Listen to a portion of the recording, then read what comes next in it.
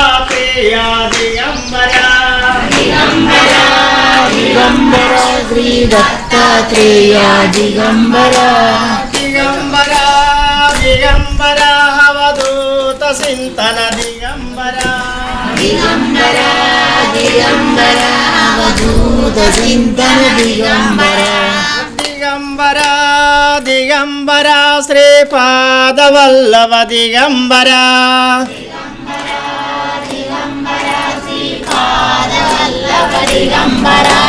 दिगंबरा दिगंबरा श्री समस्त स्वामी दिगंबरा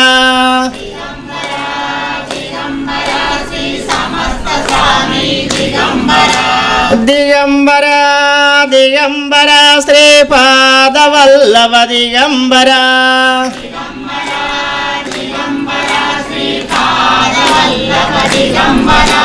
दिगंबरा दिगंबरा अवधूत चिंतन दिगंबरा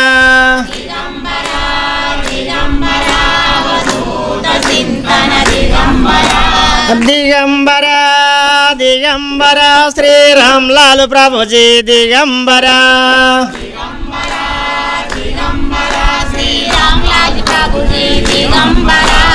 दिगंबरा दिगंबरा अवधूत चिंतन दिगंबरा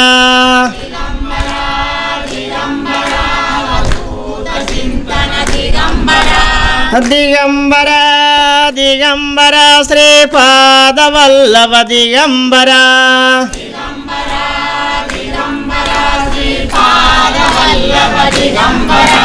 दिगंबरा दिगंबरा श्री साई बाबा दिगंबरा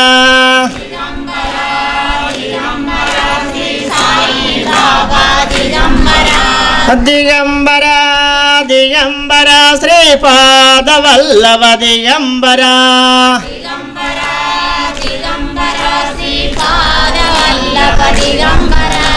दिगंबरा दिगंबरा अवधूत चिंतन दिगंबरा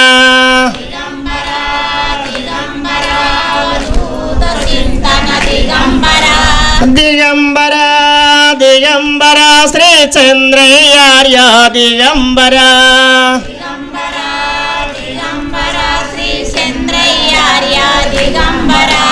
दिगंबरा दिगंबरा श्रीपाद वल्लभ दिगंबरा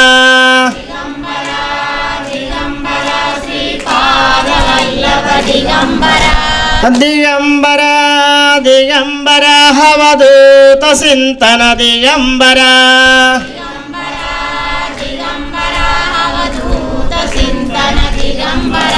दिगंबरा दिगंबरा श्री हनुमानार्य दिगंबरा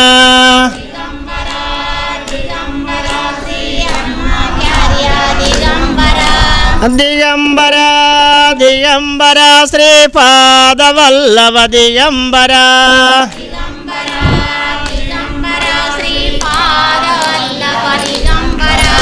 दिगंबरा दिगंबरा अवधूत चिंतन दिगंबरा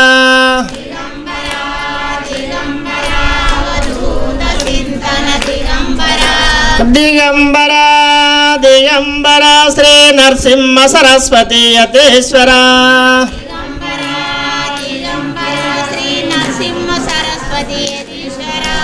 दिगंबरा दिगंबरा श्रीपाद वल्लभ दिगंबरा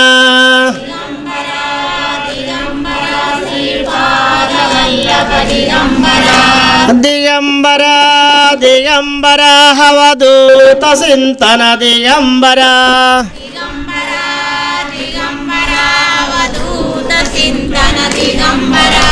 दिगंबरा दिगंबरा श्रीपाद वल्लभ दिगंबरा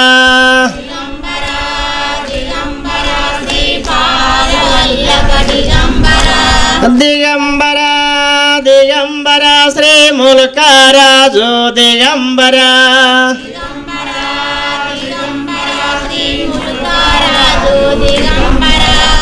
आचार्य मध्यमाम् अस्मदाचार्य पर्यन्तां वन्दे गुरुपरम्पराम् యదా యదా హి ధర్మస్య గ్లానిర్భవతి భారత అభ్యుత్థానమధర్మస్య తదాత్మానం సృజామ్యహం పవిత్రాణాయ సాధూనాం వినాశాయ చ దుష్కృతాం ధర్మ సంస్థాపనార్థాయ సంభవామి యుగే యుగే. దుర్గానగర్కి పిచ్చేసి ఈ రామాలయంలో మా యొక్క ప్రవచనాలు వినటానికి విచ్చేసిన భక్తులందరికీ కూడా మా ఆశీస్సులు. మీరందరూ ఎంతో దూరం నుంచి ఎంతో శ్రమ కోర్చి ఈ సమయానికి మీ ఇళ్లలో పనులన్నీ ముగించుకొని ఇక్కడికి వచ్చారు. చాలా సంతోషం. వచ్చినందుకు గాను సమయాన్ని వృధా చేయకుండా మిగతా మాటలలో నిలబడకుండా మిగతా మాటల్లో మీరు సమయాన్ని గడపకుండా మేము చెప్పేటటువంటి విషయాలని అవగాహన చేసుకోవటానికి ప్రయత్నం చేయండి. అయితే ఇక్కడ చాలామంది వచ్చారు. మీరందరూ కూడా మీరంతా భక్తులేనా? భక్తులు కాని వాళ్ళు ఎవరైనా ఉన్నారా? చేతులు ఎత్తండి. అంతా భక్తులేనా? మీరంతా భక్తులేనా అండి? అంతా భక్తులేనా? సో ఖచ్చితంగా అందరూ భక్తులే. అందరూ చేతులు ఎత్తారు కాబట్టి మీరు భక్తి. అయితే చాలా సంతోషం. ఎందుకంటే భారతీయత అంటే మొదలైంది అంటే భక్తితోటే మొదలైంది. భారతీయులు, మనం అంతా భారతీయులమే కదండి. ఏమైనా అందులో కూడా ఏమైనా తేడాలు ఉన్నాయా? అంతా భారతీయులమే కదా. భాలో భా అంటే ఒత్తు భా అంటే అందులో కూడా భక్తితోటే మొదలైంది. భారతీయులు అంటే ఏమిటో తర్వాత మనం చెప్పుకుందాం. అసలు భారతీయత అంటే ఏంటో తర్వాత చెప్పుకుందాం. అయితే మనం ఒక్క నిర్ణయానికి ఖచ్చితంగా అందరం ఏకగ్రీవంగా అంగీకారం చేసాం. మన పొలిటికల్ లీడర్స్ లాగా కొంతమంది ఒకవైపు కొంతమంది ఒకవైపు లాగకుండా మనం అందరం చక్కగా భక్తులమని ఒప్పుకున్నాం. అయితే భక్తి అంటే ఏంటి అసలు? ఎవరైనా చెప్పగలరా లేచి? భక్తి అంటే ఏంటి? ఎలా అసలు ఆ భక్తి సాధన అంటే ఏంటి? కాసేపు ఇట్లా భజన చేయటం, పాటలు పాడటం, ఆ భక్తులని మనం ఎలా గుర్తించాలి? ఎవరైనా కాస్త లేచి చెప్పగలరా 2 వాక్యాలను? భక్తి అంటే ఏంటి మీ దృష్టిలో? భక్తి అంటే మనం భక్తులు అనేవాళ్ళని 2 రకాల బొట్లు, ఒక విభూది, ఒక కుంకం పెట్టుకోవటం, లేకపోతే నిరాడంబరంగా వస్త్రాలంకరణ చేసుకోవటం, ఇదే భక్తికి. ఇది ఏమిటి భక్తికి గుర్తు ఏమిటి మనకి? కొంతమంది పంగనామాలు పెడుతూ ఉంటారు, కొంతమంది అడ్డబొట్లు పెడతారు, కొంతమంది నిలువు బొట్లు పెట్టుకుంటారు, కొంతమంది మాలాగా కాషాయాలు కట్టుకుంటూ ఉంటారు. వీళ్ళందరూ భక్తులేనా? అసలు దీనికి నిర్వచనం ఏమిటి? ఆ భగవంతుడు ఆ భగవద్గీతలో ఏం చెప్తున్నాడంటే, నేను భక్తులకి సులభంగా దొరుకుతాను, భక్తులు కాని వాళ్ళకి నేను దొరకను అంటున్నాడు. అవునా? సో మనకి భక్తి అనే క్వాలిఫికేషన్ ఉండాలి. క్వాలిఫికేషన్ అంటే ఏంటి? అర్హత ఉండాలి కదా. మనం భగవంతుని గురించి తెలుసుకోవాలి అంటే ఆ నిజమైన భగవంతుడు ఎట్లా ఉన్నాడు అనేది తెలుసుకోవాలంటే మనం ముందర క్వాలిఫై అవ్వాలి. అంటే ఎంట్రన్స్ పరీక్షలు అంటే ఏంటి? ప్రవేశ పరీక్షలో ఉత్తీర్ణులం కావాలి. ఆ ప్రవేశ పరీక్ష ఉత్తీర్ణత సాధించాలంటే మన భక్తులమై ఉండాలి. ఈ భక్తి అంటే ఏంటి? ఎవరైనా చెప్పగలరా? అక్కడ రెడ్లు చాలామంది ఉన్నారు. రెడ్డిలు ఎవరైనా భక్తి అంటే ఏంటో చెప్తారా? పెద్దిరెడ్డి గారు భక్తి అంటే ఏంటి? ఇక్కడ ఇటువైపు భక్తి అంటే ఏమన్నా చెప్తారా? మీకు తెలిసింది చెప్పండి చాలు, కంగారు పడద్దు. ఇదేం పరీక్ష కాదు, మిమ్మల్ని ఫెయిల్ అయ్యేది లేదు, పాస్ అయ్యేది. అందరం ఒకటే. భక్తి అంటే ఏంటి? ఏమ్మా పెద్దవా, నువ్వు చెప్తావా? అందరూ భక్తులని ఒప్పుకున్నారు కదరా, మరి భక్తి అంటే చెప్పకపోతే ఎట్లాగా? అంటే తెలియకుండా ఏదో చేస్తున్నాం మనం.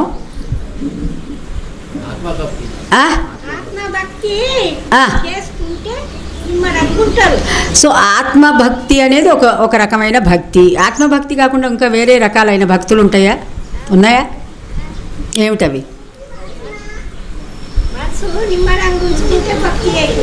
మనసు నిమ్మలంగా ఉండటాన్ని భక్తి అంటున్నారు ఈ అమ్మ. Very good. ఇంకా ఇక్కడ ఎవరు? కొమరయ్య భక్తి అంటే ఏంటని చెప్తావా? లేదు. అరే మరి భక్తులు అంటే అందరూ లచ్చవ్వా భక్తి సరే భగవంతుణ్ణి మొక్కటం మళ్ళా మన మనసు స్థిరత్వం చేసుకుంటాం. మనస్సు ఒక మార్గంలోకి వచ్చి మనం ఎలాగైతే గురువు చెప్పిన మాటలు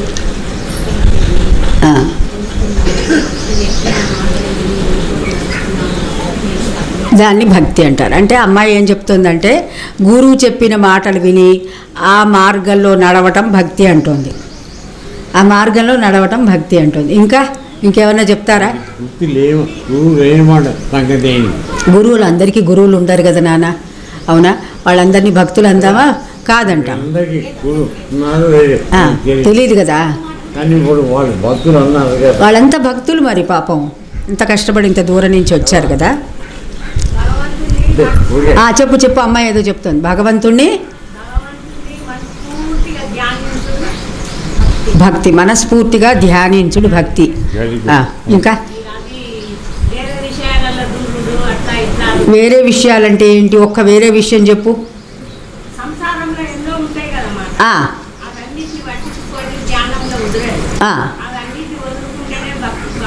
సో వెరీ గుడ్. ఈ అమ్మాయి ఇంకొక చక్కటి ఇది చెప్పింది ఉదాహరణ ఏంటంటే, సంసార విషయాలు కాకుండా అందులో దూరకుండా మనసును నిలుపుకునేటటువంటిది భక్తి అని అన్నారు. ఓకేనా? సో ఇప్పుడు అంగీకరించారు కదా, ఒప్పుకున్నారా? ఒప్పుకోలే కొంతమంది. ఇంకా ఏమరా అక్కడ కూర్చున్న వాళ్ళు మాకు దూరం అవ్వటం వల్ల మీరు వింటున్నారా మా మాట లేదా అనేటటువంటి సో ఇక్కడ భక్తికి నిర్వచనం కొంతమంది చెప్పారు. మరి అది మామూలుగా భక్తి అనగానే మనం ఇక్కడ మనం రాముల వారు, ఆంజనేయ స్వామి, నవగ్రహాలు, అలాగే రాముడు, కృష్ణుడు, కృష్ణుడికి ఆలయాలు ఉన్నాయి, రాముడికి ఆలయాలు ఉన్నాయి, అమ్మవారికి ఆలయాలు ఉన్నాయి, వీరభద్రుడికి ఆలయం, అలా రకరకాల దేవతలు, 3,000,000 దేవతలు ఉన్నాయి. మనకి 3,000,000 దేవాలయాలు కూడా ఉన్నాయి కదా. సో అందరూ వెళ్ళి అక్కడ మొక్కుతూ ఉన్నారు. వాళ్ళందరినీ మనం భక్తులు అనుకోవాలా వద్దా? చెప్పండి. వాళ్ళకంటే వాళ్ళు ఇంకా కొంచెం నయమే.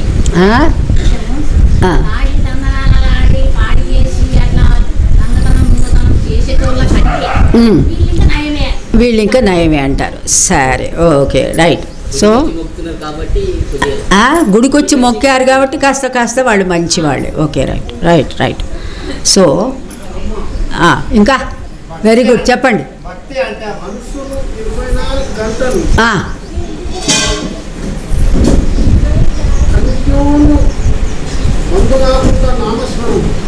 దాన్ని భక్తి అంటారు.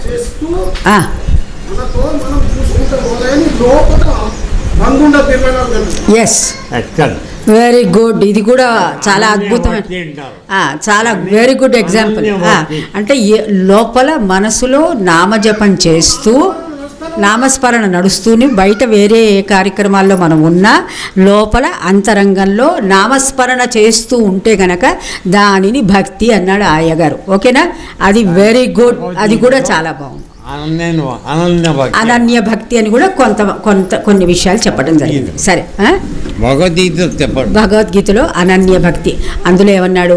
అనన్యాశ్చింతయంతో మాం ఏ జన పర్యుపాసతే తేషాం నిత్యాభియుక్తానాం యోగక్షేమం వహామ్యహం. దాని అర్థం కూడా చెప్తాను తర్వాత. సరే, ఫస్ట్ భక్తి సంగతి తేలాలి మనకి.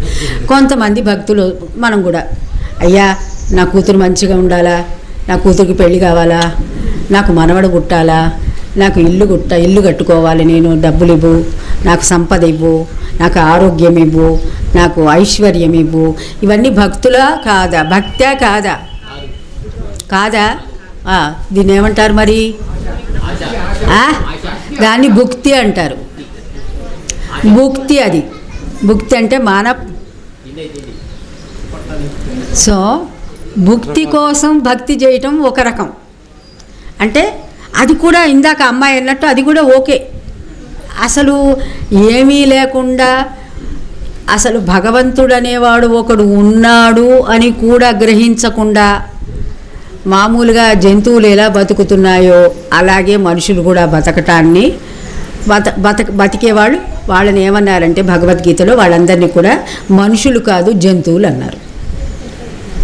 జంతువులు అన్నారు. సరే, జంతవహ అంటాడు అందులో. ఆ శ్లోకం నాకు ఇప్పటికి గుర్తుకు రావట్లేదు, గుర్తుకొచ్చినప్పుడు ఆ శ్లోకం కూడా చెప్తాను నేను. ఎక్కడ జంతువు అని శ్రీకృష్ణ భగవానుడు భగవద్గీతలో అన్నాడో అది చెప్తా. అయితే సో ఇప్పుడు మనమందరం కూడా ఆ జంతువుల కేటగిరీలోకి వెళ్ళాము. ఎందుకంటే అట్లీస్ట్ దేవుణ్ణి అడుక్కునన్నా తింటున్నాం కదా. అయ్యా నాకు ఇల్లు కట్టడానికి డబ్బులు కావాలి, లేకపోతే నాకు పుత్ర సంతానం కావాలి. పుత్రకామేష్టి వ్రతం చేశాడు ఎవరు? దశరథ మహారాజు. ఎవరి కోసం? కొడుకు కోసం. సో దానిని కూడా ఒక రకమైనటువంటి భక్తి అని మీరందరూ కూడా ఏదో దేవాలయానికి వచ్చి అడిగి మరీ తీసుకుంటున్నాడు. ఇప్పుడు మీ తోటలో జామకాయలు కాసినాయి, మామిడి పళ్ళు కాసినాయి, అమ్మ 2 పళ్ళు ఇవ్వని అడిగి తీసుకోవటం ఒక రకం. ఆవిడని అడిగేది ఏమిట్లో చెట్టుకు కాసినాయి దబదబా 4 కోసుకుని చాటుగా తీసుకెళ్ళిపోవటం ఇంకొక రకం. సో మొదటి రకం వాళ్ళేంటి? అసలు ఇది ఈశావాస్యమిదగం సర్వం అని ఈశావాస్య ఉపనిషత్తు చెబుతోంది. ఇదంతా కూడా పరమాత్ముడి సామ్రాజ్యం. ఈ ప్రపంచం కనపడుతున్నట్టుదంతా కూడా ఇది పరమాత్ముడి సామ్రాజ్యమై ఉన్నది. ఇప్పుడు రెడ్డి గారికి పెద్ద పొలం ఉందండి, ఈ రెడ్డి గారి స్థలం అని అక్కడ రాస్తాం. రాసి ఈ స్థలంలో ఎవరు నా అనుమతి లేకుండా రావటానికి వీల్లేదని రాసుకుంటాడు ఆయన. సో ఆ పొలంలో స్థలంలో ఏమున్నా కానీ ఏదైనా ఆయన దానికి అధికారి. మనకి ఏదన్నా కావాలన్నా ఆయన్ని అడిగి తీసుకోవాలి. అలాగే ఈ ఉపనిషత్తు ఏం చెప్పిందంటే ఈ ప్రపంచమంతా కూడా, ఆ పిల్లల్ని కొంచెంసేపు ఊరుకోబెట్టండి నాన్న, ఈ ప్రపంచమంతా కూడా పరమాత్ముడి సామ్రాజ్యమై ఉన్నది. ఎవరు దీని మీద నా అనుమతి లేకుండా, నా అనుమతి అంటే నన్ను అనుకోకండి, ఆ భగవంతుడి అనుమతి లేకుండా దీని మీద ఎవరూ చెయ్యి వెయ్యటానికి వీలు లేదు అని ఈశావాస్యమిదగం సర్వం. ఇదంతా కూడా పరమాత్ముడి సామ్రాజ్యం. సో అనుమతి లేకుండా ప్రవేశించిన వారు శిక్షింపబడుదురు అని ఆ ఉపనిషత్తు చెబుతున్నది. అంటే నిజమైనటువంటి భక్తి అంటే ఆ భక్తి ముక్తికి దారి తీయాలి. భక్తి రక్తికి కానీ భుక్తికి కానీ దారి తీసిందనుకో. భక్తి రక్తి. రక్తి అంటే ఏంటి? నీ యొక్క స్వలాభం కోసం, నీ యొక్క కుక్షింభరత్వానికి, నీ పొట్ట కోసం ఎప్పుడైతే వాడుతున్నావో, మనం భగవంతుడిని అనేక కోరికలు కోరుతున్నాం. ఎల్లకాలం నీకే కోరికలు తీర్చాలా అండి? మిగతా వాళ్ళు ఎంతమంది ఉన్నారు? ఇప్పుడు ఆ జంతువులన్నీ వాటికి కూడా కొన్ని 1,00,000 కోరికలు ఉంటాయి. వాటికి కూడా వాటికి తీర్చద్దా?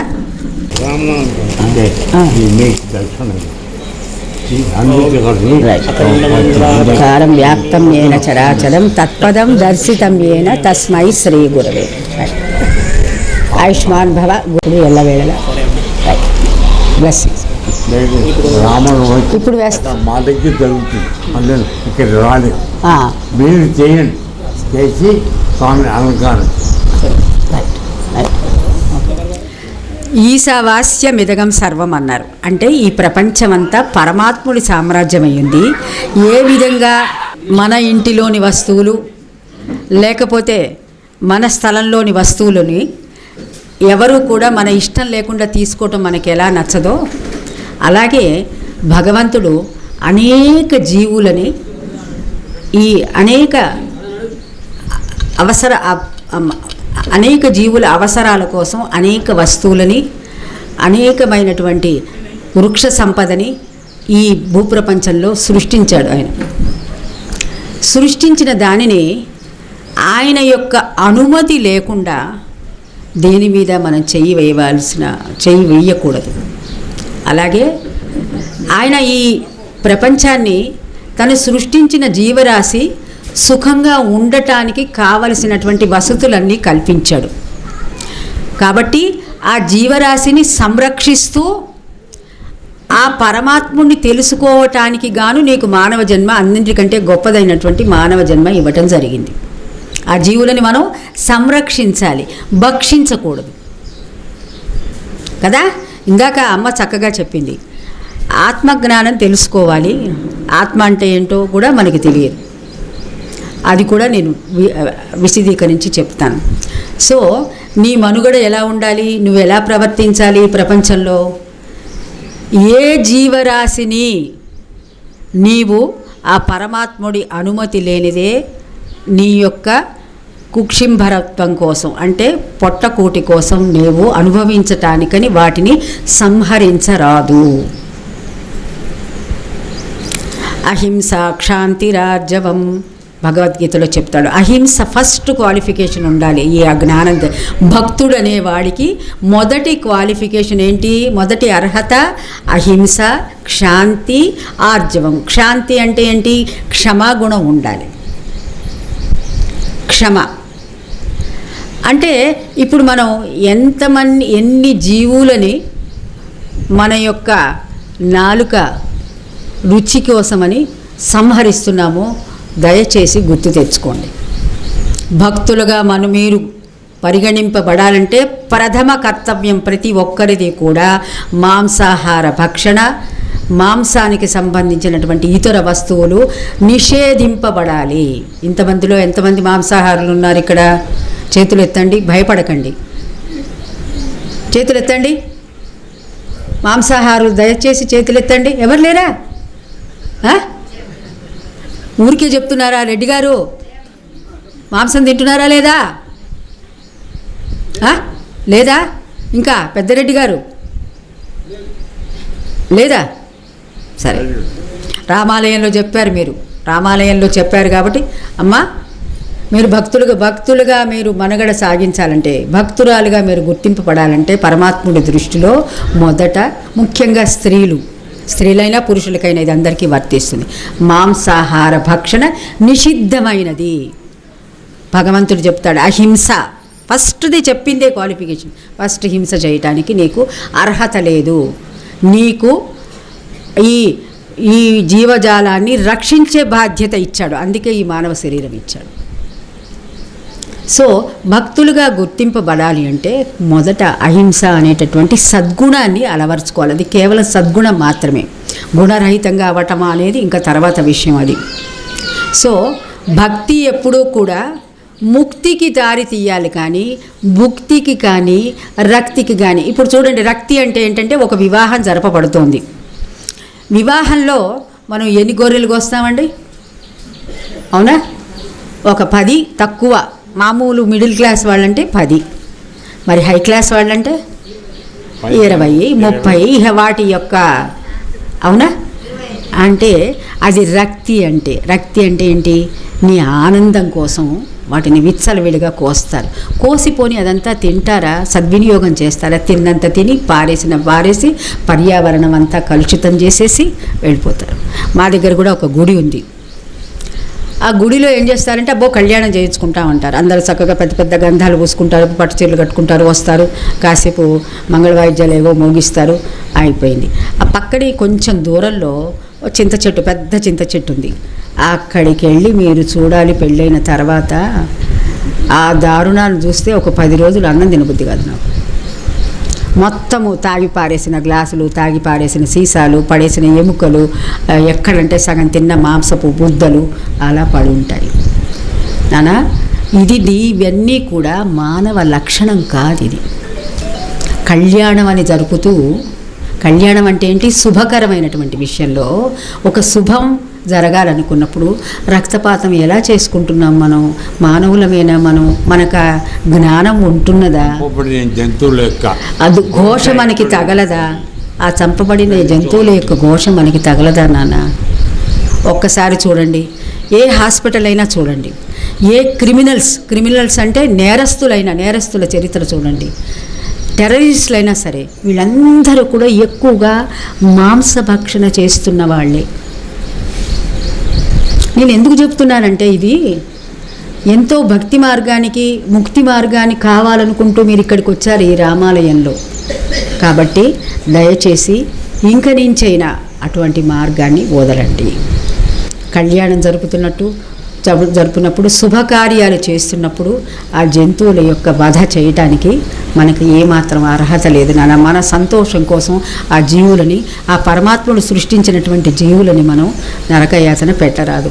వాటిని బంధించి మనం చూస్తున్నాం కోళ్ల ఫారాల్లో ఆ జీవుల యొక్క దుఃఖం ఏమని చెప్పగలను? ఆ మేకలని, ఆ గొర్రెలని అన్నిటిలో కలిపి ఒక చిన్న కారులో వేసి కుక్కి మూత పెట్టేసి తాళం వేసి వాటిని మనం తీసుకెళ్తున్నాం, ఒక చోట నుంచి ఒక చోటకి రవాణా చేస్తున్నాం. అవి దిగిన తర్వాత పాపం వాటికి నడవటానికి కాళ్ళు కూడా అసలు ఉండవు. అటువంటి వాటిని వధించి భక్షిస్తున్నాం మనం.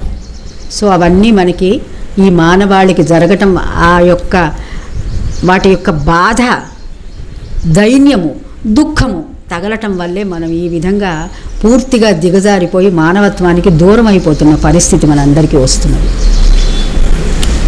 సో మీరందరూ కూడా భక్తులుగా ఉండి ముక్తులుగా మారాలంటే తప్పకుండా ప్రథమ కర్తవ్యం అహింసని అలవాటు చేసుకోండి. ఇకపోతే మానవుడికి ఎడతెగకుండా అనేక కోరికల పరంపర ఉంటుంది. ఒక వయసు వచ్చిన తర్వాత ఈ కోరికల పరంపరని మనం ఆపుకోకపోతే ప్రతి కోరిక వెనకాల మనం అప్పుడు సంతోషపడతాం, కానీ ఆ తర్వాత దుఃఖం దాగి ఉంటుంది. అది మనకి తెలియటల్లా. దుఃఖించేటప్పుడు ఎందుకు దుఃఖిస్తున్నామా అని బాధపడుతున్నాం, కానీ మన ఫలానా కోరిక కోరటం వల్ల మనం ఈ దుఃఖం అనుభవిస్తున్నానన్నటువంటి విషయాన్ని మనం తెలుసుకోలేకపోతున్నాం. కాబట్టి భగవంతుడు ఏం చెప్పాడంటే ఆశ్రమ ధర్మాలని ఒక 4 చెప్పాడు. ఏంటవి? బ్రహ్మచర్యం, గృహస్థాశ్రమం, వానప్రస్థం, సన్యాసం. ఈ 4 ప్రతి మనిషి ఆచరించాలి. ఫస్ట్ బ్రహ్మచర్యం. బ్రహ్మచర్యం అంటే ఏంటంటే చాలామంది వివాహం కాకుండా ఉండటం బ్రహ్మచర్యం అనుకుంటారు. కాదు. బ్రహ్మచర్యం అంటే పరబ్రహ్మ యొక్క జ్ఞానాన్ని తెలుసుకుని ఆ జ్ఞానాన్ని సాధన చేయటాన్ని బ్రహ్మచర్యం అంటారు. సో మొట్టమొదటగా మానవ జన్మ ఎత్తినవాడి ప్రథమ కర్తవ్యం ఏమిటి?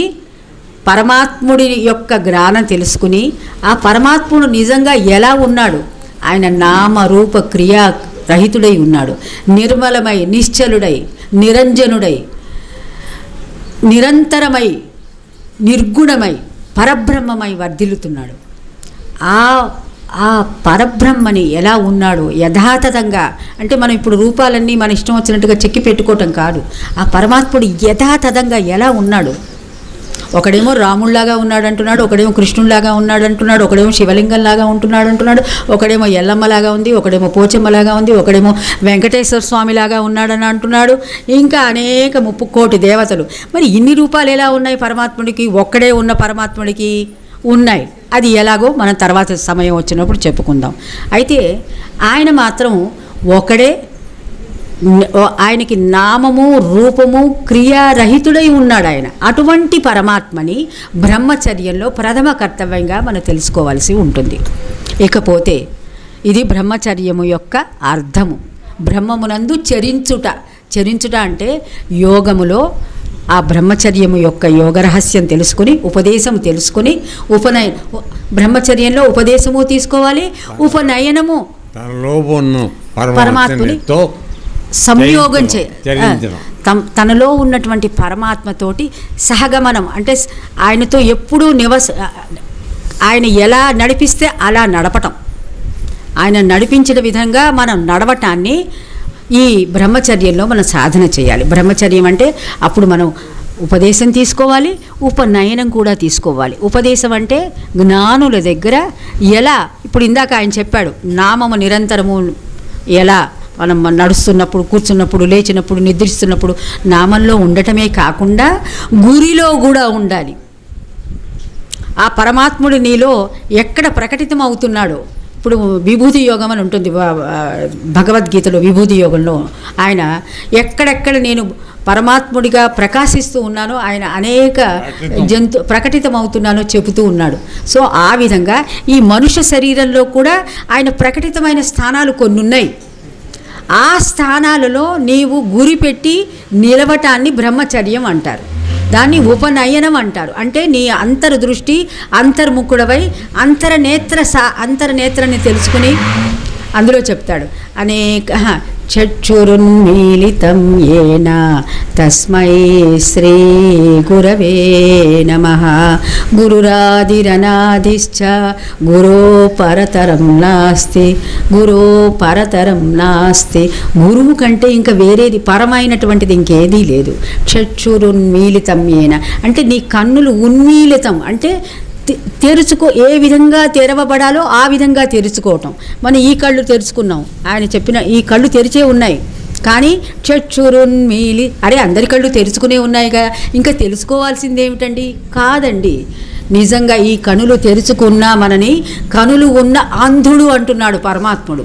ఎందుకంటే నువ్వు ఏది చూడాలో అది చూడటల్లా, చూడకూడనివి చూస్తున్నావు, చూడకూడనివి చూసి అడగకూడనివి కోరుతున్నావు. కాబట్టి ఇవి కళ్ళు ఉన్న అంధులై ప్రవర్తిస్తున్నారు ఈ మానవాళ్ళంతా కూడా. అసలు కన్ను, మూడవ కన్ను, అంతర్యోగానికి సాధించవలసిన కన్ను తెరుచుకోవటంలా, జాగృతి అవ్వట్ల, దానిని మనం తెరుచుకోకుండా ఉన్మీలితం చేసుకోకుండా పోవటం వల్ల చక్షురున్మీలితం ఏన తస్మై శ్రీ గురవే నమః.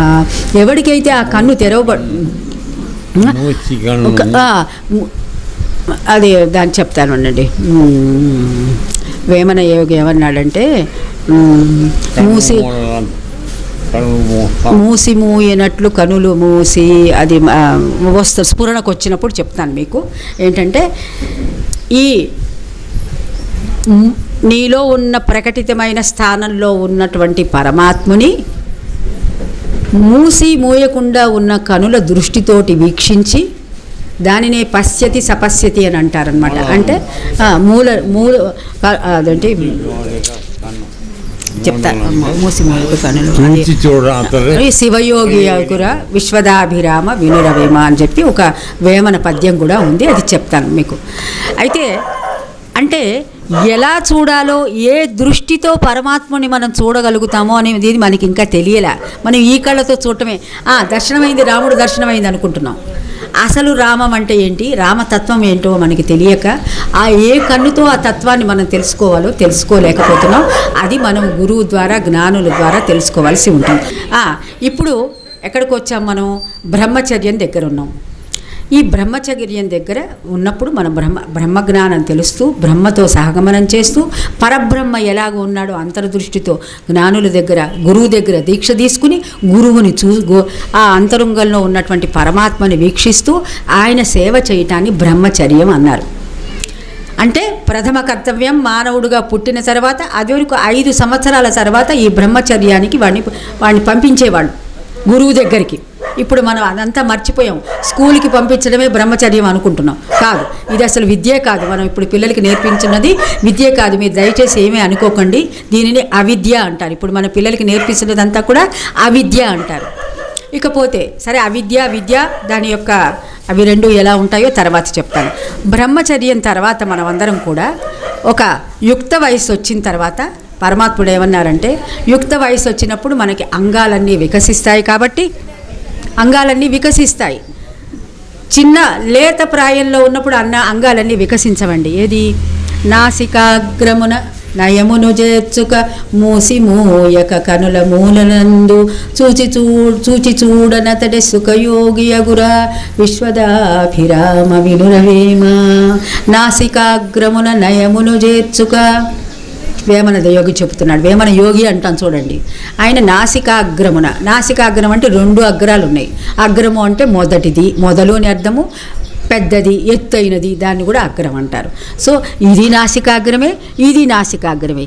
ఏది ఖచ్చితమైన నాసికాగ్రం అనేది గురువు ద్వారా తెలుసుకుని మనం అక్కడ నయమును చేర్చుక ఈ 2 కళ్ళని తీసుకొచ్చి అక్కడ పెట్టమంటున్నాడు. అక్కడ పెట్టి చూసి చూడనట్లు చూసిన వాడే సుఖయోగి శివయోగి అగురా అని అక్కడ వేమన చెబుతున్నాడు. సో అది బ్రహ్మచర్యంలో మనం నేర్చుకోవాల్సినటువంటి ప్రథమమైన విద్య. సో బ్రహ్మచర్యంలో బాలప్రాయంలో ఉన్నప్పుడు స్త్రీలకు కానీ పురుషులకు కానీ అన్ని అంగాలు వికసింపబడవు. అంటే అన్నీ కూడా ప్రాభవంలోకి రావు. ఇల్లు కట్టామండి, ఇల్లు కట్టినప్పుడు ఓ 2 రూములు, ఆ తర్వాత రకరకాలైనటువంటి ఇంకా వాటికి చేర్చుతూ పోతూ పైన మేడ, మెట్లు అన్నీ కూడా వరుసగా కడుతూ ఉంటాం. కొంత సమయానికి అన్నీ ఏర్పాటైపోతాయి. అలాగే ఈ శరీరంలో అంగాలు కూడా మొట్టమొదటి చిన్నప్పుడు పిల్లాడు పుట్టిన వాడికి పళ్ళు ఉండవు కదా, ఆ తర్వాత పళ్ళు వస్తాయి. ఆ తర్వాత నెమ్మదిగా అతనికి మెల్లమెల్లగా నడక, కాళ్ళు వస్తాయి, చేతులు వస్తాయి. అలాగే అంటే యవ్వనం వచ్చేటప్పటికి ఇంకా జననాంగాలు కూడా వికసించటం మొదలు పెడతాయి. సో అప్పుడు గృహస్థాశ్రమం స్వీకరించమని చెప్తున్నది. అప్పుడు గృహస్థాశ్రమం స్వీకరించాలి. సరే, ఈ గృహస్థాశ్రమం మనమందరం ఏమనుకుంటున్నామంటే హాయిగా భార్యాభర్తలు సుఖిస్తూ వాళ్ళ సంతానం కోసమే జీవితాన్నంతా అర్పణ చేస్తూ గడపటమే గృహస్థాశ్రమం అనుకుంటున్నాం. గృహస్థాశ్రమంలో ఉన్నప్పుడు మనం చేయవలసినటువంటి బాధ్యతలు ఏంటంటే సత్సంతానాని కోసం మాత్రమే భార్యాభర్తలుగా ఉండటము. దేనికోసం అండి? సత్సంతానాని కోసం మాత్రమే, వంశాభివృద్ధి కోసం మాత్రమే భార్యాభర్తలు. ఆ తర్వాత ఇది నేను చెప్పినది కాదండి, రామకృష్ణ పరమహంస చెప్తాడు. ఆ తర్వాత భార్యాభర్తలు ఇద్దరు కూడా స్నేహితులుగా మెలగాలి. భార్యాభర్తలుగా మెలగటానికి వీలు లేదు.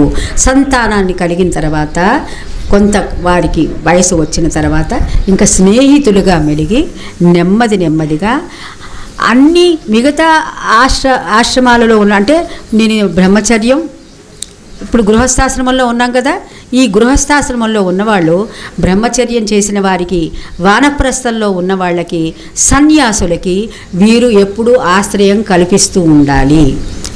అదే కాకుండా ఈ గృహస్థాశ్రమంలో ఉన్నవాళ్ళు 5 యజ్ఞాలు తప్పకుండా చెయ్యాలి. యజ్ఞం అంటే ఏంటో మనకి తెలియదాయే, ఆ యజ్ఞం ఏం చేస్తున్నామో మనకి తెలియదాయే. ఆ 5 యజ్ఞాలు ఏంటి అంటే దైవయజ్ఞం, పితృయజ్ఞం, భూతయజ్ఞం, తర్వాత మనుష్య యజ్ఞం, తర్వాత ఇంకొకటి ఉంది చెప్తాను, దేవయజ్ఞం చెప్పేశాను. దేవయజ్ఞం చేశాను, పితృయజ్ఞం, భూతయజ్ఞం, మనుష్య యజ్ఞం, తర్వాత ఆత్మయజ్ఞం, స్వాధ్యాయం, ఈ అనేటటువంటి ఈ యజ్ఞాలన్నీ కూడా ఈ గృహస్థు చేస్తూ ఉండాలి. 5 యజ్ఞాలు చెయ్యాలి. అవన్నీ ఏంటో విడివిడిగా సమయం వచ్చినప్పుడు చెప్తాను.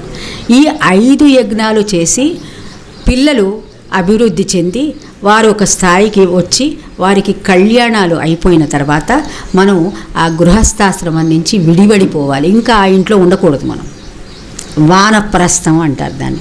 మనం ఇప్పుడు 80 ఏళ్ళు వచ్చినా, 70 ఏళ్ళు వచ్చినా, 90 ఏళ్ళు వచ్చినా ఇంకా మనం గృహాన్ని పట్టుకునే ఉంటున్నాము. ఇది మన భారతీయ సంస్కృతి సంప్రదాయం కాదు. అర్థమైందా నాన్న? ఇది మన భారతీయ సంస్కృతి సంప్రదాయం కాదు. ఇది మనం 60 ఏళ్ళు మ్యాక్సిమం 60 సంవత్సరాలు రాగానే మన సంసారాన్ని నెమ్మదిగా త్యజించి గురువుల దగ్గరికి వెళ్ళి ఆశ్రమాలలో నివసించటం, వనాలలో నివసించటం, ప్రకృతికి ఏ హాని కలగకుండా జీవించటం, ప్రకృతిని సంరక్షించే పనులు. ఆ సమయంలోనే అనేకమైనటువంటి ఔషధయుక్తమైనటువంటి వృక్షాలని మనం నాటాలి.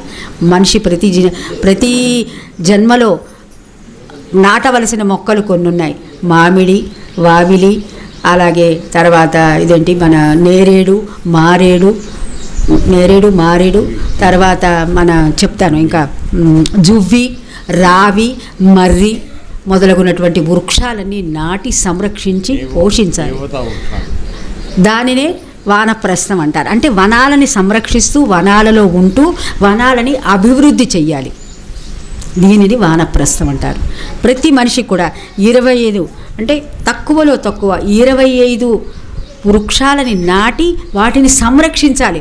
నాటంగానే ఇప్పుడు చాలామంది ఫోటోలు దిగుతాం. మనం ఇక్కడ మొక్కలు నాటామని చెప్పి వాటికి నీళ్లు పోస్తాం, ఫోటోలు దిగుతాం, ఆ పత్రిక వాళ్ళకి చెప్పుతాం. పాపం వాళ్ళు కూడా పత్రికలో వేసేస్తారు. అబ్బా మన ఫోటో కూడా వచ్చేస్తుంది అంతే. ఆ తర్వాత ఆ చెట్టుకు నీళ్లు పోసిన వాళ్ళు లేరు, దాన్ని సంరక్షించిన వాళ్ళు లేరు. అలా కాదు. మర్రి, రావి ఇవన్నీ కూడా కొన్ని దేవతా వృక్షాలు. మర్రి రాక్షస జాతికి చెందినటువంటి వృక్షమైనా కానీ దాని యందు దైవత్వం ఉంది. కాబట్టి ఈ వృక్షాలన్నిటినీ నాటి కాపాడాల్సిన బాధ్యత వానప్రస్థంలో ఉంది. సో వానప్రస్థానికి వచ్చేటప్పటికి మనమందరం కూడా ఇంకా ఇంట్లో మనకి స్థానం లేదని తెలుసుకోండి. కొడుకులకి, కోడళ్ళకి, లేకపోతే కుమార్తెలైతే కుమార్తెలకి మనకు ఉన్నటువంటి ఆస్తిపాస్తులు అప్పగించేసి కొంత మన దాన ధర్మాలు చేసి మన పేరిట చాలామంది ఏం చేస్తారంటే నా కొడుకులు దానం చేస్తారులే, నేను పోయిన తర్వాత వాళ్ళు ఏదో ఆవుని దానం చేస్తారు, గోవుని దానం చేస్తారు, లేకపోతే వస్త్రదానం, లేకపోతే చాలా రకాల దానాలు ఉంటాయి కదండి, ఏంటి సువర్ణ దానం, ఇవన్నీ చేస్తూ ఉంటారు. కాదు, మనం ఉన్నప్పుడు మన చేతులతోటి ఈ దానం చేయాలి. దానం చేసిన తర్వాత సన్యాసం అనేటటువంటి ఇంకొక ఆశ్రమ ధర్మం ఉంది.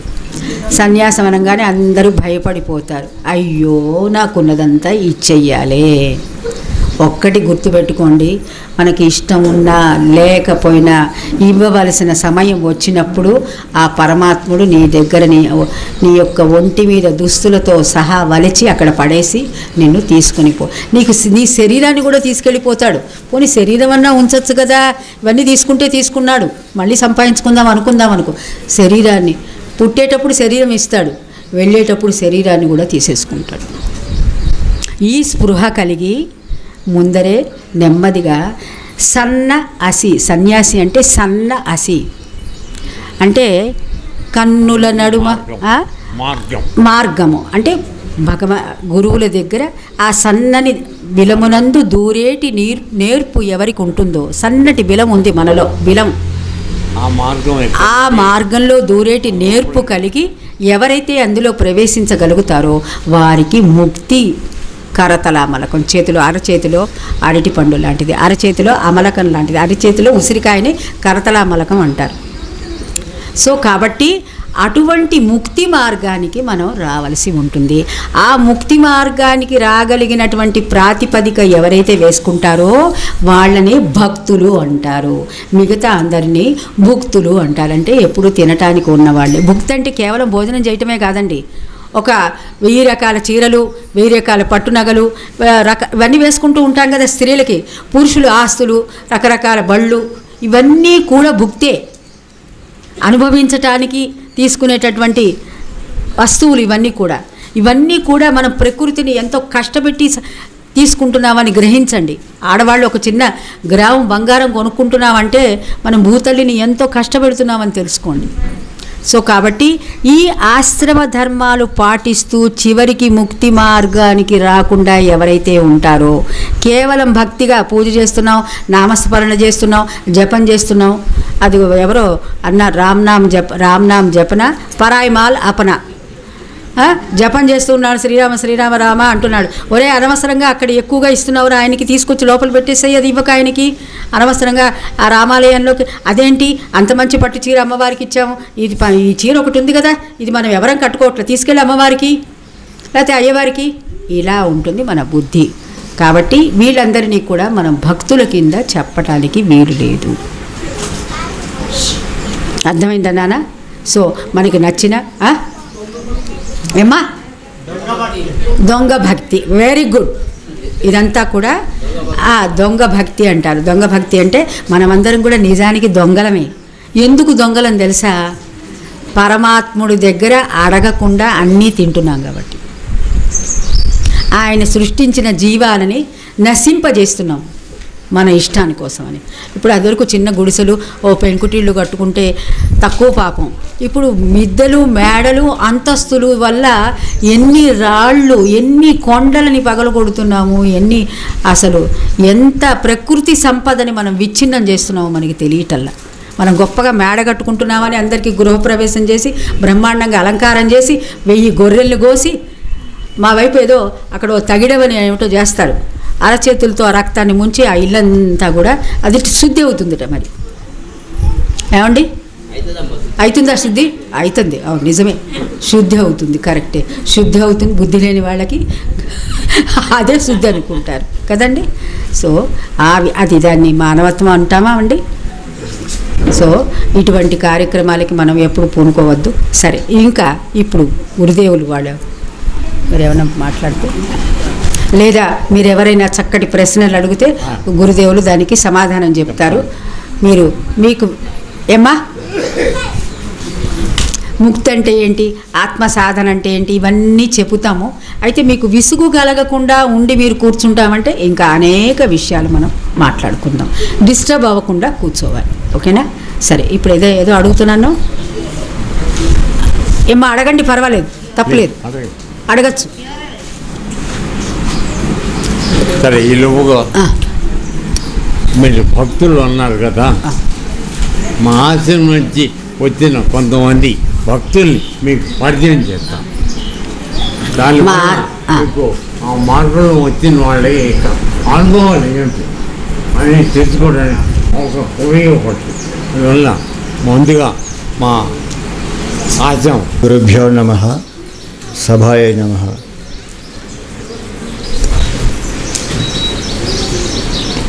మాది సిద్దిపేట దగ్గర తొగుట గ్రామం, మండల్ తొగుట. నా పేరు నరసింహారెడ్డి. అయితే నేను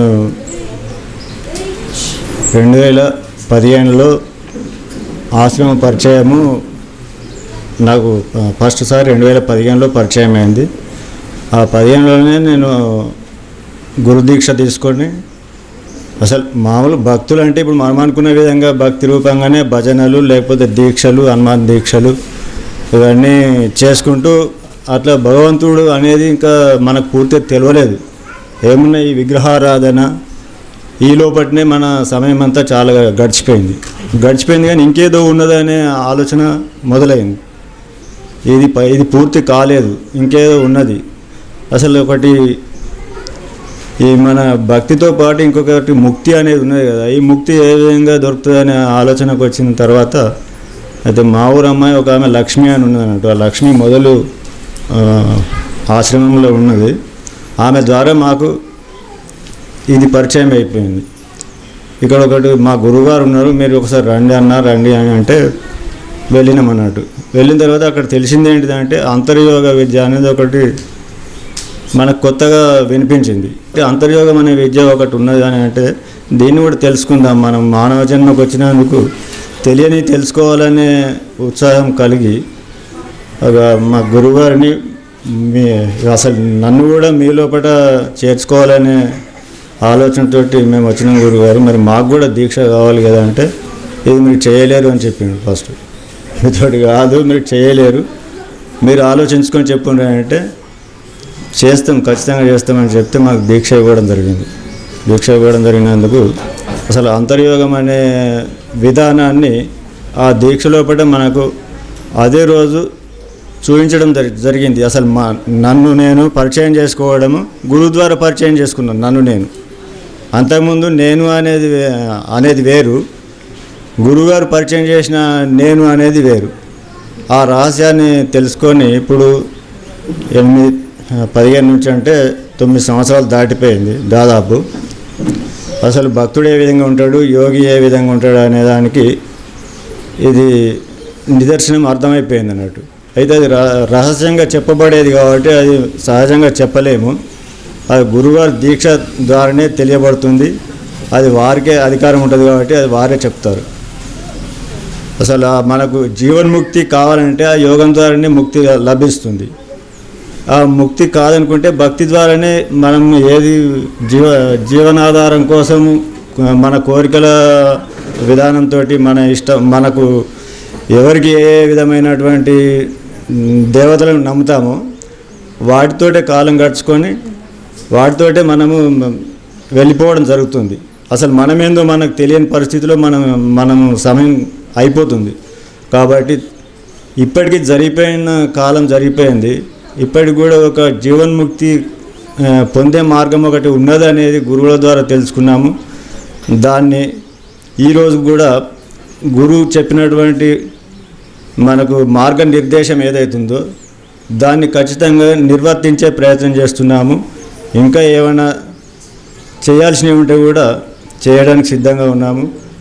దీంతోపాటు మీరందరూ కూడా అసలు మన జీవన విధానానికి మూల కారణం ఏది, దాన్ని ఖచ్చితంగా అందరూ తెలుసుకొని మనం వచ్చిన మూలం ఏదో దాన్ని చేరుకునే ప్రయత్నం చేయాలని నా యొక్క ముఖ్య ఉద్దేశం. Very good. భక్తి అంటే నేను ఏ విధంగా వచ్చినా అంటే ఇక్కడ మనం అంతకుముందు ఇంట్లోనే పూజ చేసుకొని దీపము ఏదో ముట్టించుకొని మేము వ్యవసాయానికే వెళ్తాం. అయితే మా ద్వారా మా ఊరి నుంచి ఒక ఆయన గురువుల దగ్గరికి పోయి గురువు దగ్గర ఉపదేశం తీసుకున్నాడట.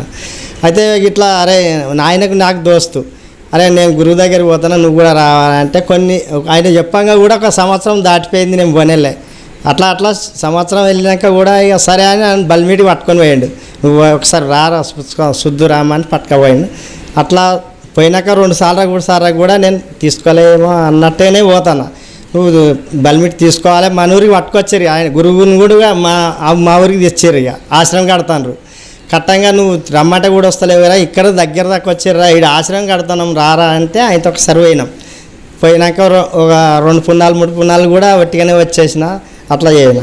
అయితే ఆయన బల్మీటికి ఇక్కడ ఉపదేశం తీసుకుంటాడట. ఈయన గురువుగారు ఇయ్యే అని నన్ను అడగకనే ఆయన గురువుగారికి చెప్పేసినాక ఆయన సరే అని ఆయన చెప్పిండు కదా గురువుగారికి అని ఆయన మాట మీద నేను తీసుకున్నాక కూడా కొన్ని రోజులకు కూడా చేసినట్టుగా నేను చేస్తున్నాక అట్లా ఇక నడుతున్నాక మా అమ్మ పెద్ద మనిషి చనిపోయినాక కూడా మరి గురువును ఒకసారి అడిగిన ఇట్లా చేయొచ్చునా మరి అది అని కూడా అడిగిన.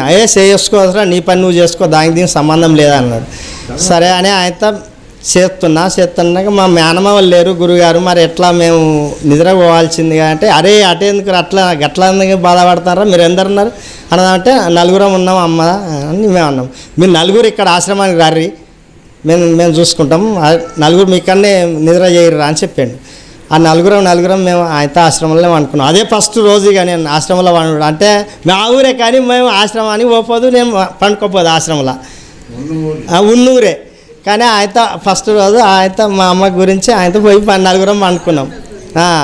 నలుగురం వండుకున్నాక ఆయనతో ఒక 2-3 రోజులకు ఈ ఊళ్ళో ఉన్నది ఆశ్రమం, నేను బోధలేకపోతున్నా, నేను ఉపదేశం తీసుకున్నా.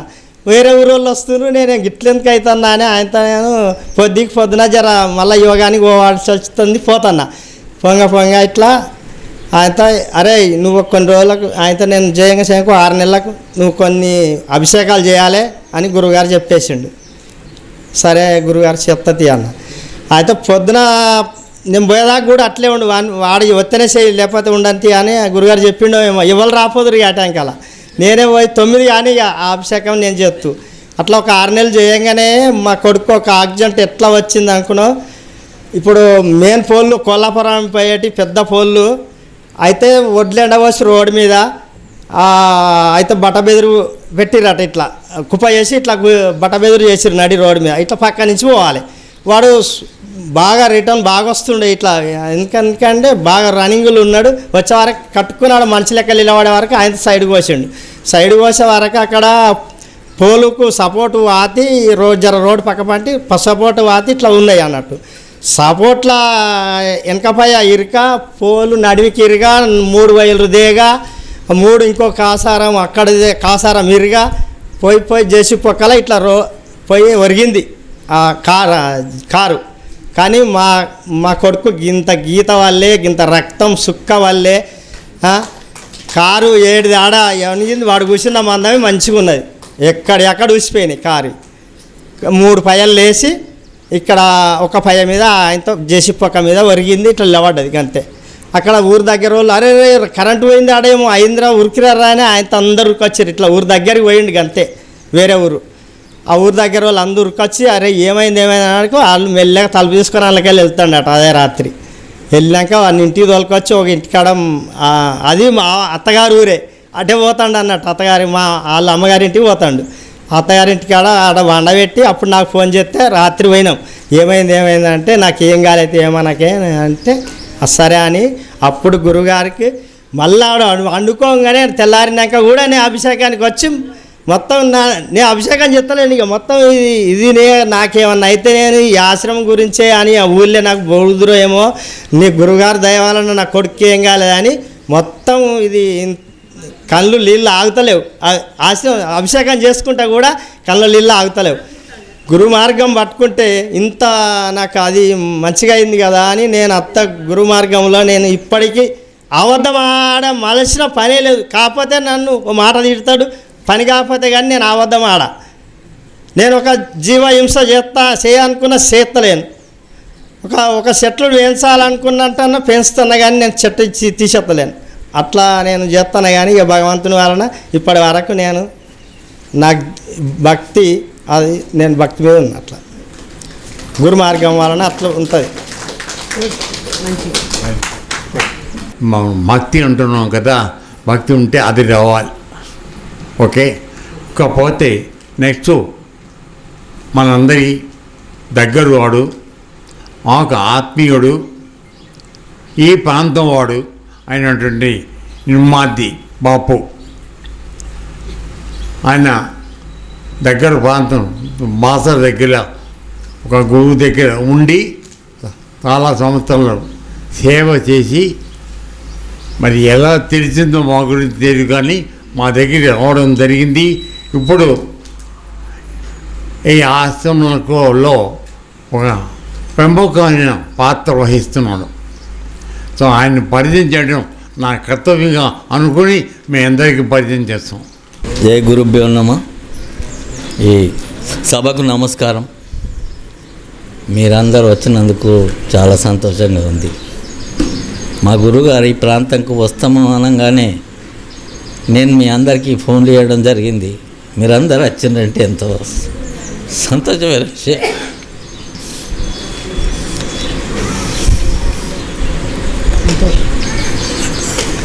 అయితే నేను ఇక్కడే ఈ గురువుగారు కాకుండా నాకు పాత కూడా ఒక గురువుగారు ఉండ్రి, బాసర్లో ఆ గురువుగారు ఉంటుండ్రి. నాకు అతనితో ఒక 30 సంవత్సరాల అనుబంధం. తర్వాత అతను యాక్సిడెంట్లో ఆ గురువు గారు సమాధి చెందారు. యాక్సిడెంట్ వల్ల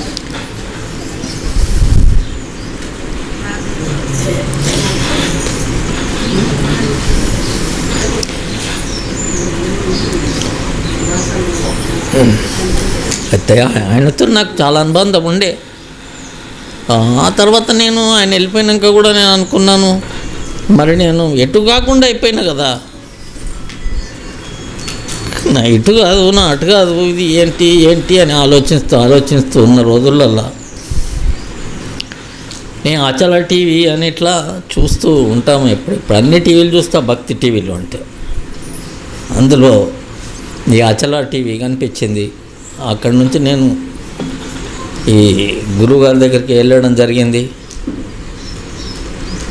నేను వెళ్ళిన ముఖ్య విషయము కూడా నేను ఇక్కడ శిష్యరికం అవుతా అని వెళ్ళలేదు. నేను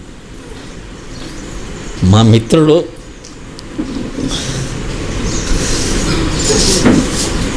ఇతనికి దీక్ష ఇప్పిస్తాను నేను తోలకపోయాను.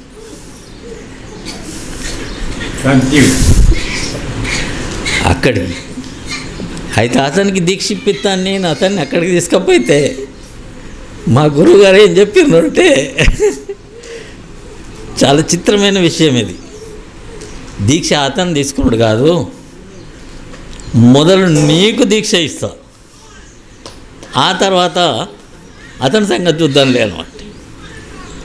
ఎట్లా అని ఆలోచించద్దు, అదేం లేదు, మీ గురువుగారే నా దగ్గరికి పంపించిండు, దాని గురించి మీరేం ఆలోచించకండి, నువ్వు దీక్ష తీసుకున్నాలని చెప్పిండ్రు. నేను ఈ ఆశ్రమంకు పోయి 3.5 సంవత్సరాలే అంతే.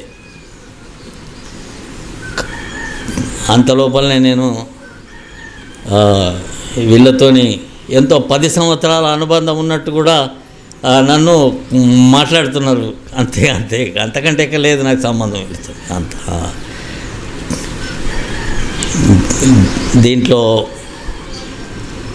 సాధన అనే మార్గం చాలా బాగుంది. సాధన చేస్తే ఏది జరగది అనే మాట లేదు. సాధన చేయడానికి ఎవరు ముందుకు వస్తారో వాళ్ళు దీంట్లో చాలా లాభం పొందుతారు. కొంచెం కష్టము బాధ అనుకునడమే కానీ దీంట్లో బాధ లేదు. సాధన చెయ్యాల బస్ అంతే.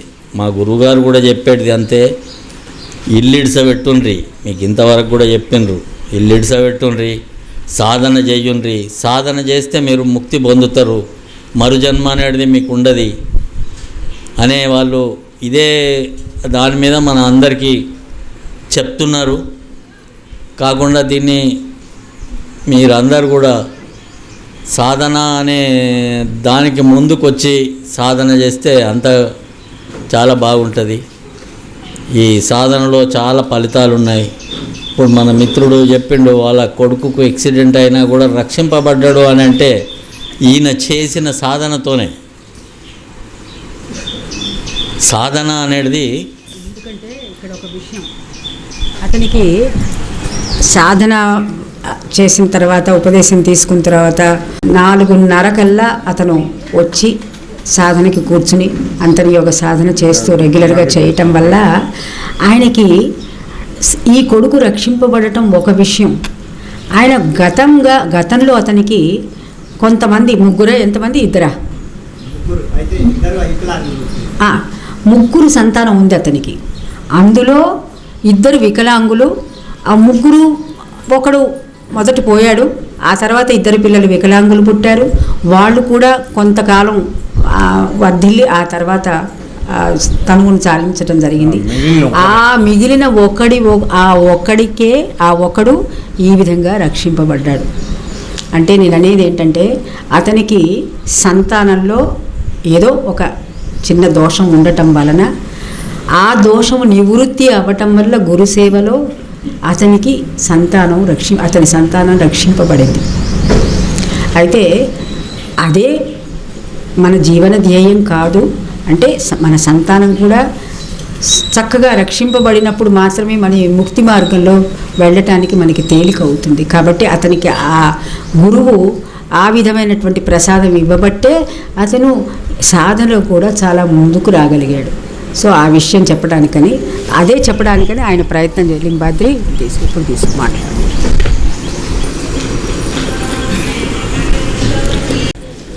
జరిగిందేంటిది? ఏం లేదు. మళ్ళీ ఎప్పుడున్నట్టే అన్ని కార్యక్రమాల్లో ఉంటున్నాయి. మన ఏం దాంట్లో మార్పు వస్తలేదు. అట్లా కాదు, నీలోనే ఖచ్చితంగా నువ్వు సాధన చేస్తే మార్పు వస్తుంది. సాధన చెయ్యాలా, చేసినప్పుడే దాని లాభం ఏర్పడుతుంది. ఎప్పుడే కానీ ఒక వజ్రము అనే దానికి ఎంత విలువ ఉన్నది? వజ్రం అంటే ఇప్పుడు లక్షల రూపాయల ఒక మాసము 1 లక్షల రూపాయల విలువ ఉన్నది అన్నప్పుడు అది రాయి ఉన్నప్పుడు దానికి అంత విలువ లేదు. దాన్ని ఆ పనిముట్టు ఎవరైతే ఉన్నాడో ఒక మేస్త్రి, ఆ మేస్త్రి దాన్ని దాన్ని తయారు చేసినప్పుడే అది వజ్రం తయారైంది. అంటే ఇప్పుడు కూడా మమ్మల్ని అందరినీ మా గురువుగారు చాలా బట్టి అది వజ్రమైంది. దానికి విలువ ఇప్పుడు లక్షలలో వస్తున్నది. అంటే ఇప్పుడు ఏదైతే ఇక్కడ ఈ ఆశ్రమంలో సాధన, అంతర్యోగ సాధన ఏదైతే భగవద్గీతలో చెప్పింది ఉన్నదో, ఆ భగవద్గీతలో ఏ రకంగానైతే చెప్పింది ఉన్నదో అంతర్యోగ సాధన ఇప్పుడు మా గురువుగారు దాన్ని కరెక్ట్గా మనకు చూపెడుతున్నారు. అప్పుడు దాన్ని మీరు పట్టుకొని దాన్ని ముందుకెళ్తే అందరికీ లాభాలే ఉంటాయి. అప్పుడు ఆ కృష్ణుడు అర్జునుడికి లాభం చేసిండు చూడండి. 18 అక్షోభిణీల సైన్యం, 18 అక్షోభిణీల సైన్యంలో 14 అక్షోభిణీలు వాళ్ళే, మిగతా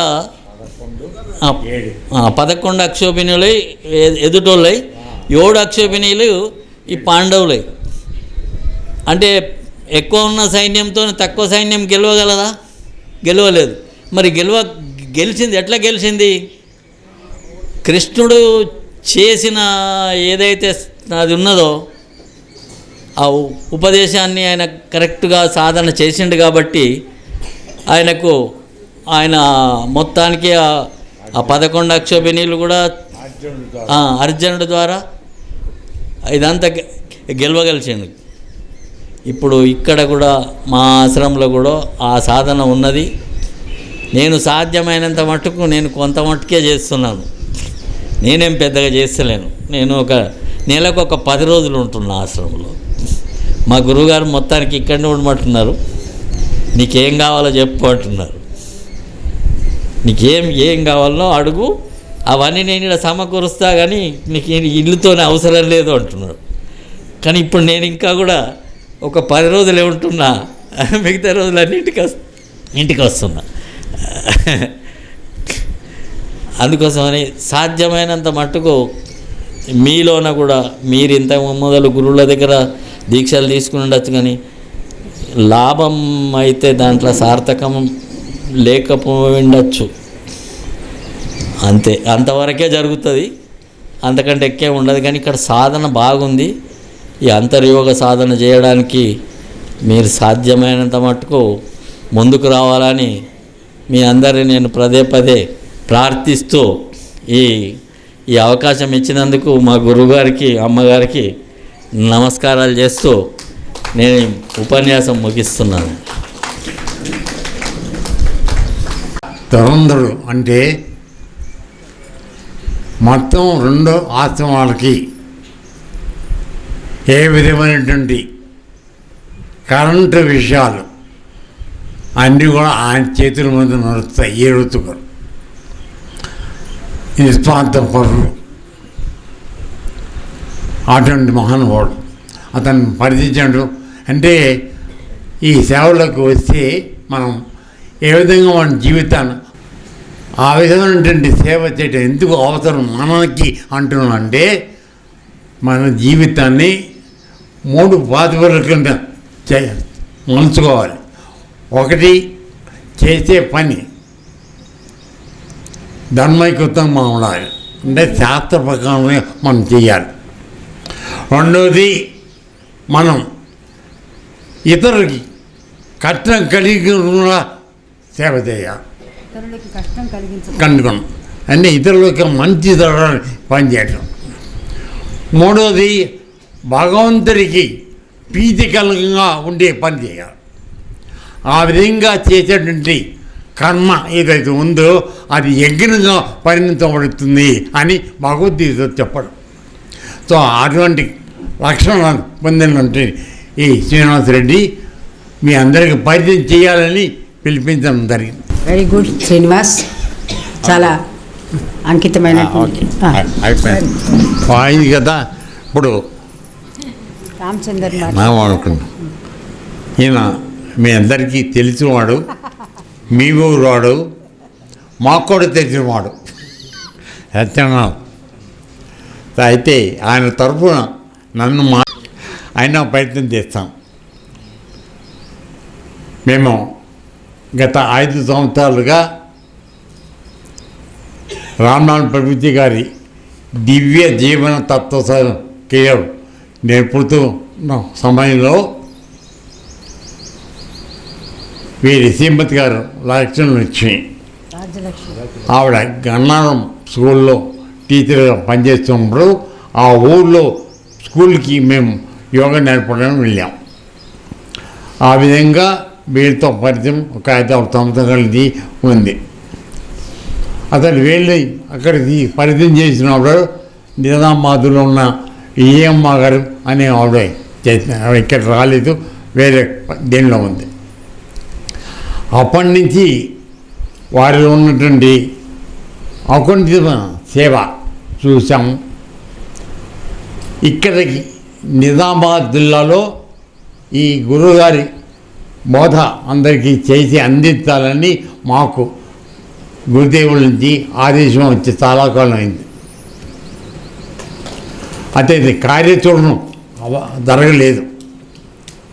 ఆ సందర్భంలో ఒకసారి వచ్చినప్పుడు నేను వారిని ఆశ్రమం తరఫున ఎక్కువ కమిటీ మెంబర్లో చేసి ఆయన్ని నామినేట్ చేసి నువ్వు ఆ ప్రాంతానికి మాకు ఉండాలి, నేను ఎప్పుడో వస్తాను, మన యొక్క గురువు గారి సేవను అందరికీ అందిద్దాం. అక్కడ మాకు ఎక్కువ మంది ఈ నిజామాబాద్లో ఎక్కువ మంది భక్తులు కనబడడం వాళ్ళు జరిగింది చాలా చోట్ల. ఇప్పుడు వచ్చిన వాళ్ళు చాలామంది ఉంటారు, ఇంకా యాక్చువల్గా పూర్తిగా అందరూ రాలేదు, కొద్ది మంది. వీళ్ళందరూ మా ఆశ్రమానికి వచ్చారు. వాళ్ళందరూ కోరుకున్న విధంగా మేము దగ్గరగా ఉన్న ప్రాంతానికి వచ్చి వాళ్ళందరికీ ఈ విద్యను అందించాలని వాళ్ళ కోసం వచ్చాను. ఆ విధంగా నాకు ఎంతో సహాయం చేసిన వాడు సత్యనారాయణ. ఇప్పుడు మా అందరికీ ఆహారం ఏర్పాట్లు, ఈ ఏర్పాట్లు అన్నీ కూడా 2 భార్యాభర్తలు ఎంతో చేయడం వల్ల మనందరం కూడా ఇంత రేషన్ కాలంలో కూడా మనం హాయిగా అన్ని సౌకర్యాలు పొందుతూ మనం చేస్తున్నాం. కాబట్టి ఆయన అంటే రాలేని పరిస్థితి, కొద్దిగా అనారోగ్యం వల్ల వాళ్ళు రాలేకపోతున్నారు. కానీ ఇప్పుడు వస్తారు, ఇంకే పాలన లేదు. కానీ నాకు ఇప్పుడు ఆయన అక్కడ రావడం కన్నా ఇక్కడ ఉండి మీ అందరితో కలిసి నాకు సేవ చేయడం ఎక్కువ ముఖ్యం అని నా ఉద్దేశం. ఆ విధంగా వారు మేము ఆశించిన దానికన్నా ఎక్కువగా ఆ ఇద్దరు మాకు సేవ చేశారు. మీ అందరినీ కలిసి మీతో కలిసేటువంటి అవకాశం సత్యనారాయణ ద్వారా మాకు ఏర్పడారు.